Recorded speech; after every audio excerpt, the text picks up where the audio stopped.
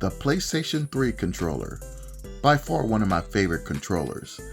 But over time, they lose their battery life. Yeah, I know sometimes they get broken, and it happens. There's a lot of wear and tear, but these are some awesome controllers right here. But over time, they've been getting harder to find. So lately, I've been resorting to finding third-party controllers. But which ones are the best ones to use? Well, today, we're going to find out. All right, let's do it.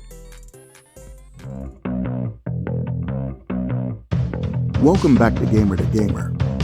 And I've been playing games and collecting games ever since I was a kid. So therefore I decided to start this channel up. So if you like my videos, smash that like button and subscribe. So without further ado, let's start the video. Welcome back to Gamer. And check it out. I have a lot of third-party controllers here. And what I'm going to do, I'm going to show you guys which one of these third-party controllers are my favorite ones. And which ones do I recommend? Because as we know, the PlayStation 3 controllers are pretty expensive and they're hard to find these days. So, let's jump into this. First off, let's take a look at the PlayStation 3 controller. Now, the PlayStation 3 controller feels really good in your hands. And most controllers, you want them to almost disappear when you play the game. So, the PlayStation controller has a little weight to it. And like I said, it feels really good in your hands. So what I'm going to do, I'm going to separate all these by company, by model, and not by color. But they all look similar, but they do not all play the same. So let's do this. Okay, so here we go. I got them all separated by company, by the size, and by the markings on the PS3 button. So like I said, they all look the same, but we're going to go over little specs where you can know what to look out for. So let's start off with the most common one you'll find, and that will be the P3. And the buttons, they totally look different, although you can tell they're the X and the circle and the triangle. And the D-pad feels decent, and it does have a little weight to it. And usually these brands have the P3 in the middle, and sometimes they have the Y in the middle. And, the triangles, the squares, they look slightly different, but they operate pretty much the same. And when you play these, yeah, it feels pretty good. But however, the triggers, they're a little loose sometimes, so it takes a while to adjust. Sometimes you can calibrate it in your settings, but not always. The buttons are pretty responsive. And it's a pretty good controller, but do I prefer using this one? Not really, only because it's kind of loosey-goosey a little bit. So the gameplay shows that, it's pretty decent. I had fun with it, but sometimes it just doesn't disappear in your hand. You're like, oh man, feels kind of weird. But if you're used to playing with it over time, you'll be good. And here are the second ones right here that we're going to take a look at. Now these have a little more weight to it, and they usually have like a home button right in the middle, kind of like a Switch controller has a little home button. And the buttons, as you can see, they look a little different. But this one actually plays pretty good. The triggers are raised on the back, if you see right there. And there's a little arch up in it right here. And these play actually pretty decent. And on the grips, they have these little arches right here. There's always two, and these are pretty common up in all these. And this plays pretty good, except sometimes, for some reason, I've been losing connection sometimes, but it's very, very rare.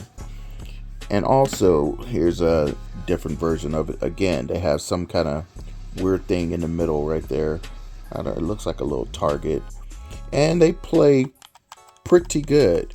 But it's the same thing. Sometimes it needs a little bit of adjusting, a little tweaking in the option settings when you are playing these. Like I said, it does have a little weight to it. And I don't know what companies make these right here. They're all made in China. But yeah, this one plays pretty decent. Pretty decent.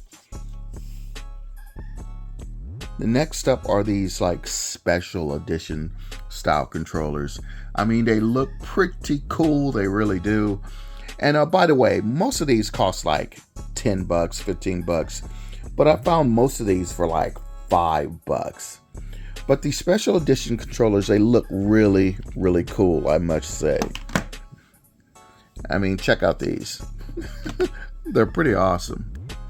And so these special edition ones are kind of hard to put together. What I mean, like this one right here, for some reason, this one has a little more weight to it. And man, this one actually plays like a regular PlayStation 3 controller. But you can't, I don't know who makes this thing, but it plays pretty good.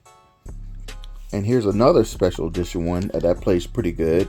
And I would put this in the P3 section, but it plays better than one of these regular P3 controllers. And yeah, I really like these styles of controllers right here. They come see-through. I wish Sony actually made them like this. But yeah, these are pretty good. I have no issues with these. And just like the other one, they came with a little arch and they have the little lift right there. And yeah, they play pretty decent. It's hit and miss with these controllers. It really is. And it doesn't have like the company on it or whatever. They're just made in China.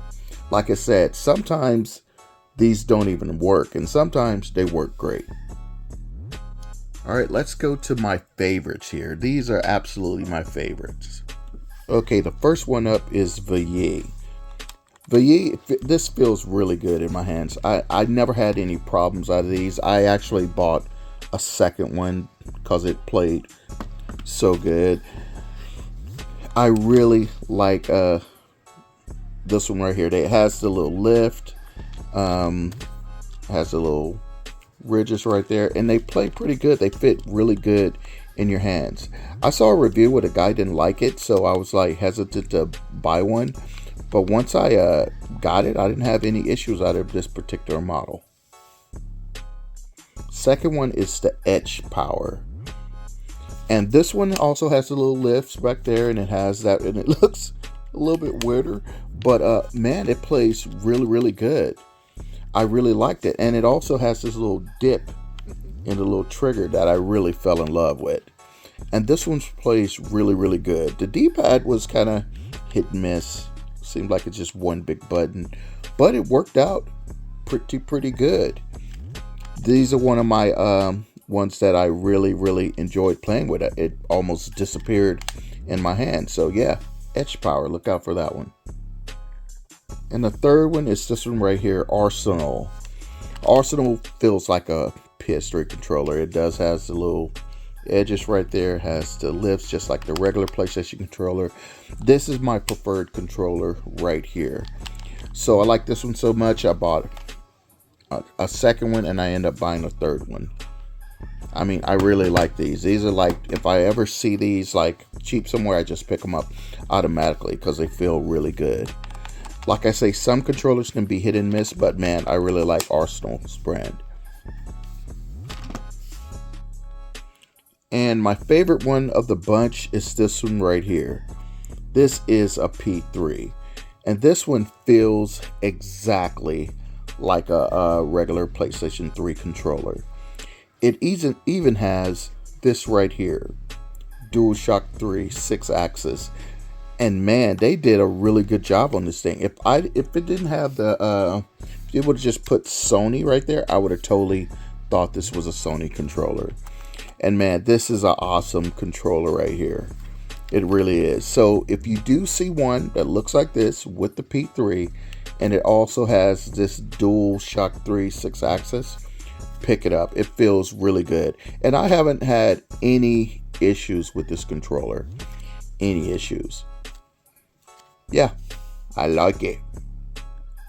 Okay, guys, so that'll wrap it up. So if you're in the market for finding a cheap PlayStation 3 controller, yeah, check out Arsenal, check out VAIE, Edge Power. These are pretty good controllers. But hey, you get what your money paid for, right? Alright, guys, thanks for watching Gamer to Gamer. Peace.